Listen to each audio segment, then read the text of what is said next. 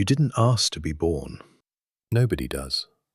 But while most people arrived into the world screaming in a hospital room under fluorescent lights, you arrived in a private suite with a view, a personal doctor on standby, and a trust fund already waiting with your name on it.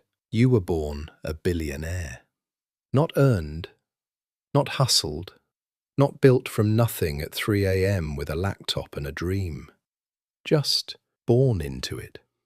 And what happens next is equal parts incredible, absurd, hilarious, and quietly devastating. This is your life. You are 3 years old. Your birthday cake has more candles on it than most people have in their entire kitchen. You don't go to daycare. You have a nanny. Actually, you have 3 nannies. One for mornings, one for afternoons, and one your parents hired specifically because she speaks Mandarin and your parents read an article about bilingual development. You have never eaten a meal that wasn't prepared by someone with culinary training. Your first word was probably fine. By age 5, you have been on 14 flights. You have never flown economy. You don't actually know economy exists. You think the plane just has a bedroom in it. By age 8, your parents enroll you in the most expensive private school in the country. The school has an Olympic swimming pool, a recording studio, and a class called Global Citizenship that basically means you go to a different country every semester. Your classmates are the children of politicians, celebrities, and other billionaires. You don't know what a public bus looks like. You have never stood in a queue in your life. And the wild thing is, none of this feels special to you. This is just Tuesday. By 16, you have a car. Not a starter car, not a hand-me-down from your parents.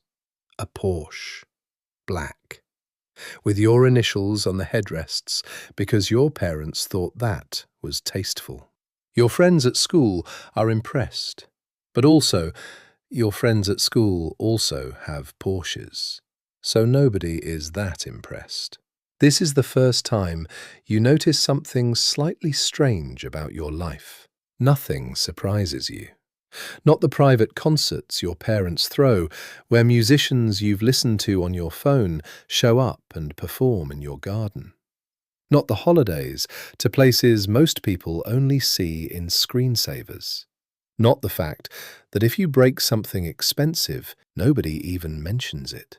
The problem with having everything is that nothing feels like anything. You're 16 and you are somehow a little bored.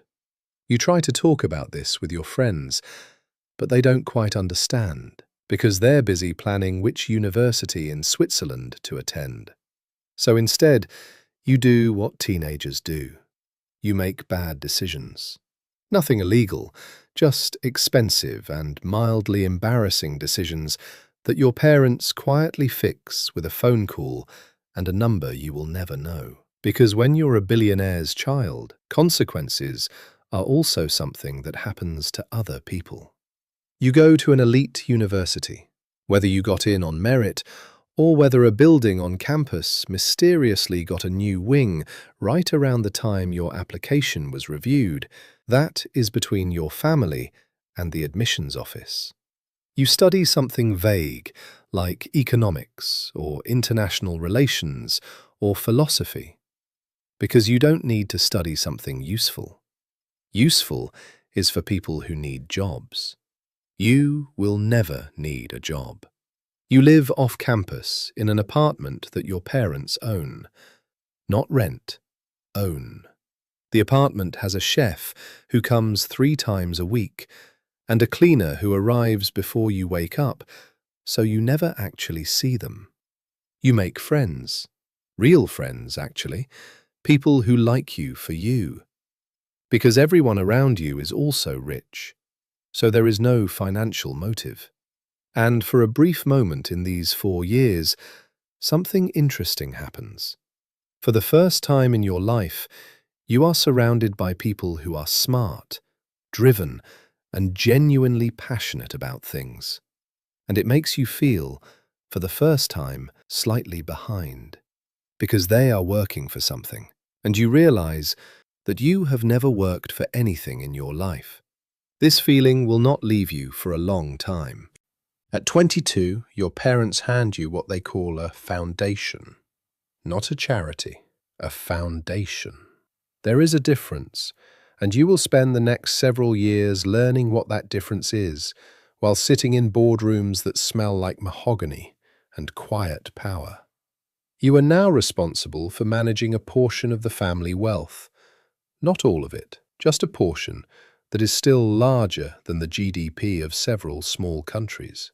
Your team includes lawyers, accountants, investment managers, PR consultants, and a personal assistant who handles your schedule with military precision. You make decisions, some of them good, some of them questionable, all of them cushioned by the fact that even your worst financial decision cannot actually hurt you because the number is simply too large for ordinary mistakes to dent. This is perhaps the strangest privilege of all. You are playing a game where you literally cannot lose. The money makes more money while you sleep, while you eat, while you are on your third holiday of the year, on a yacht that costs more per day than most people earn in a decade. And here is the dark, funny truth about that. You check your portfolio every morning, not because you need to, but because you are bored. Let's talk about what being a billionaire actually gets you. It gets you time. Infinite, beautiful, terrifying time. Every task that ordinary people spend their hours on, cooking, cleaning, commuting, waiting, worrying about bills, all of it simply vanishes from your life. Other people do those things. You just exist. It gets you access. Any restaurant, any event, any country, any person. You want to meet someone powerful or famous or interesting, there is a call to be made, and the call gets answered. It gets you health, not immortality, but the best doctors, the best hospitals, the earliest diagnoses, the experimental treatments, the healthy food prepared fresh every day, the personal trainer, the therapist, the sleep consultant. Yes, the sleep consultant. What it does not get you, and this is the part nobody puts in the brochure, is the feeling of earning something. The specific, quiet pride of paying your own rent for the first time, of getting a job you actually applied for, of buying something small that you saved up for, and it meaning something because you worked for it. You will never feel that. And most days that is fine, more than fine. You live a life of extraordinary comfort and freedom, and you are not going to pretend otherwise. But sometimes, usually late at night on the yacht or in the penthouse or in the villa, you think about it, just once. What would it feel like to really want something you couldn't immediately have? Here is where your story splits into two very different paths. Path 1. You become the billionaire everyone expects. You sit on the money. You protect it. You grow it. You appear at the right galas and donate to the right causes, and your name goes on buildings, and you die having never really known what you were capable of, because you never had to find out. Path 2. Something happens. Maybe it is a conversation with someone who works for you, not for long, just a moment, and they mention something about their life so casually, a worry so ordinary, that it stops you completely.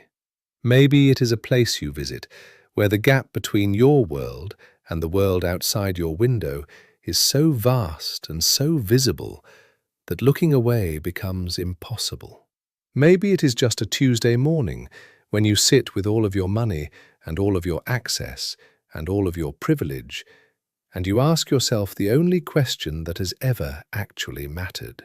What am I going to do with this? Because here is the truth about being born a billionaire that nobody tells you.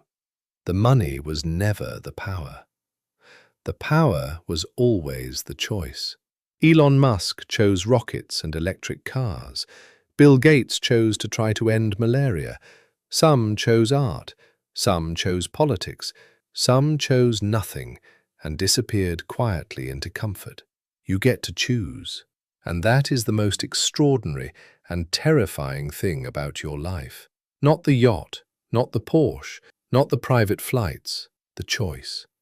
Most people spend their lives working toward a number, a salary, a savings account, a retirement fund, a number that means safety, a number that means freedom, a number that means they made it.